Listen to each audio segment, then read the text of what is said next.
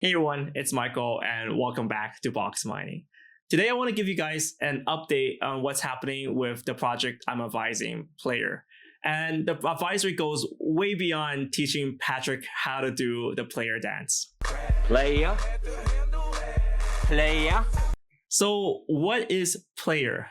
Plair is essentially an ecosystem for video gamers. So you can play video games, you can watch other people play video games. Yes, that's a thing now. And you can also participate in tournaments. You can get a following, build a cult, and dominate the world. Okay, maybe not build a cult thing. But the essence is that it's an all-in-one for video gamers. And this is where a lot of people I've seen on the internet, when they talk about Plair, they get a little bit confused. It's because they think, oh, is it just a streaming platform like Twitch? Is it just a video game esports platform like First Blood? Actually, it's not. It's all of these things. And that's what makes Plair really powerful. And it's also one of the reasons why I even bothered having an advisory.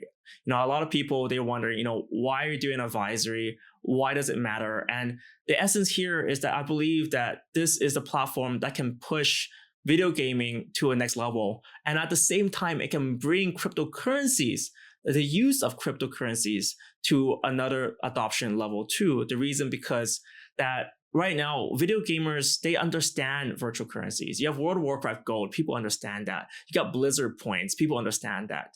But they don't have the power of cryptocurrencies where it's decentralized. There's no ownership by a central party. And also it's highly liquid as well. The value transfer is there. So why not give gamers that power and let them use crypto and then let them get into this whole crypto ecosystem. So I thought this is a great way to combine my past experiences working for 5 years in the gaming industry and also my insights into this whole blockchain space to make something valuable. For this video, I want to talk about a few of the recent developments in Plair, some of the partnerships, for example, with Latin America gaming giant Axial 5, and what that really means for Plair. A lot of people will see partnership, but and they just say, yay, partnership, that's good. But what does that mean? How does that fit into what we're building? I think this is the most important part because all these partnerships are strategically chosen and they deliver value and they provide content for the system. And that's why I want to spend a little bit of time with you to show you guys what I'm advising, what we're working on, and how this all fits together. The best way to explain Plair is by taking a look at the product demo. So this is a demo for phase 1 of Plair, and this is going to be a rendition of what Plair is going to be like when it's first launched. What you can see is these competitive esports that are very popular right now, Dota 2, PlayerUnknown's Battlegrounds. You can plug straight into that. And then what you can do is you can start participating in global tournaments. With these global tournaments, you can compete for prizes. Or if you want to do something on a smaller scale, you can organize tournaments with your friends or with your school, and that can be directly created on the Plair platform as well. So this takes care of the first part, which is the tournaments, the social, and then we can move on into streaming, coaching, and building the entire ecosystem of games. Plair is going to be built in 3 phases, and these phases are written in a lot of detail in the white paper. So I recommend you reading that. But in summary, what's going to happen is in phase 1, that's going to be the esports platform, the tournament platform, where players can come on board, participate, and win prizes. Phase 2 uses phase 1 because phase 2 is going to be the streaming platform. That's going to be where the tournaments in phase 1 are going to be broadcasted.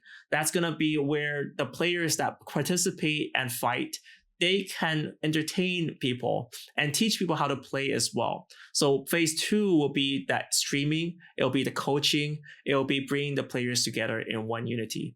And finally, phase 3 will be the content platform. This is where the decentralized gaming, this is where the new content and working with the publishers, that's going to provide unique content for Plair and the games as well.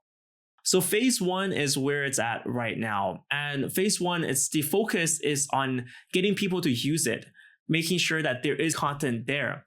I think one of the pitfalls that a lot of projects fall into, and this is something I've been looking at in First Blood, is that there's no competitors. they're a platform that looks great. It integrates directly into Dota 2 and you can play games. But if you want to match and pair up with someone in First Blood right now, it's going to take you 5-10 minutes to do even a 1v1, not like a 5v5. That's going to take ages because no one's using it right now.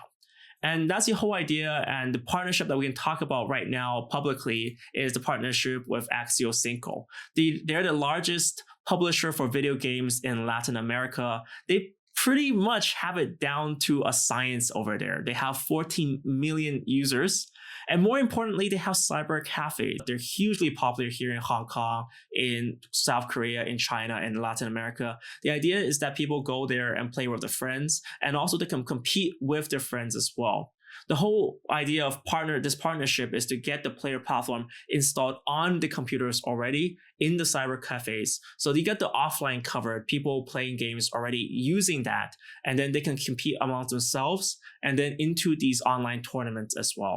And it's important to emphasize here that Plair is not just about Latin America or in Asia Pacific in one region. It's really global. That's what gaming is. There's no borders or boundaries here. So with phase 1, we got the competitive side there. We got the partnership with Axos 5 for Latin American gamers to come on the platform to play competitively. We got the experience in Asia, but what else can we offer to players? What else can we do more? This is where peer-to-peer coaching comes in, when you can get other people, professional players in this ecosystem to help you out to play. Kind of describing this part for me is hard because I gotta reveal to you guys my rank for League of Legends, which is Silver 5. So I play with a bunch of friends and I'm like the shittiest player there. In fact, if I play with them in a 5v5, it's like basically like the only reason that you're good is you're a known quantity. So I'm like the feeder of bot lane, and they know I'm gonna feed, so at least it's better than another new feeding. That's how bad I am. So definitely to play with my friends, to be a little bit better, they're in gold rank. I want to have someone to coach me to make sure that I don't make those same silly mistakes. So it's more of like not just playing together, but more directly helping and picking out mistakes. And why not? Why can't I get Deer to directly help coach me to play bot lane a little bit better, get better creep kills, push bot lane a little bit harder so I can take those early kills?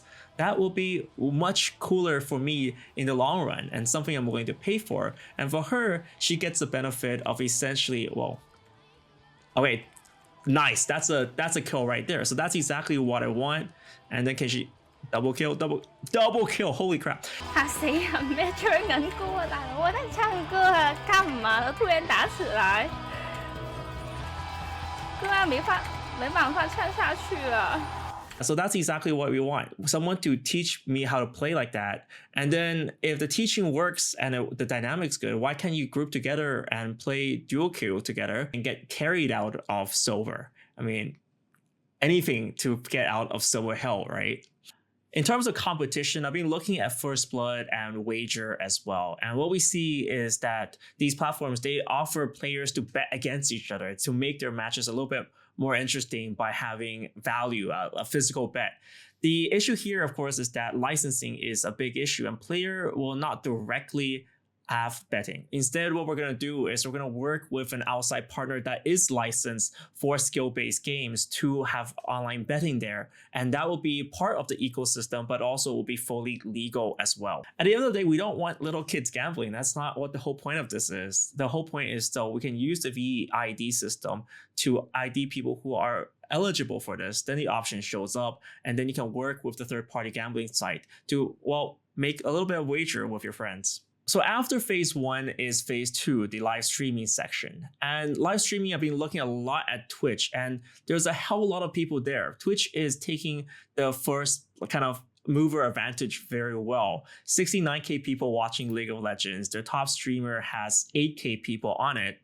And then if you look at the competitor right now, Dlive, the top streamer there has 32 people.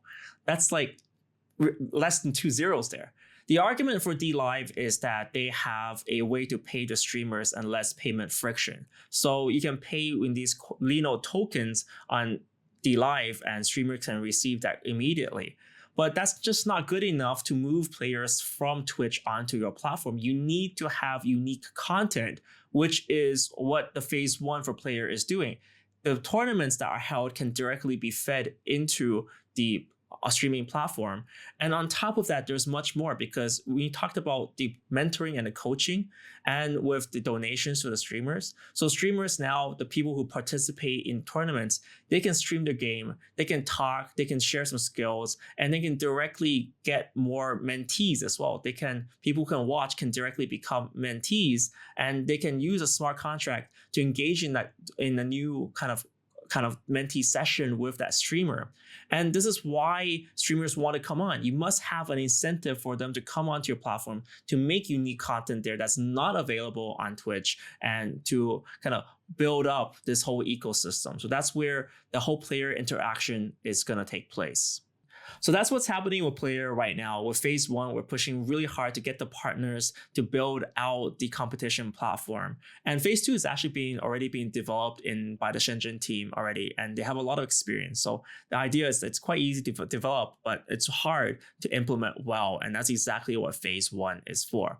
Now, in terms of the Plair whole ecosystem, we're undergoing the ICO right now. So it's being completed on VeChain.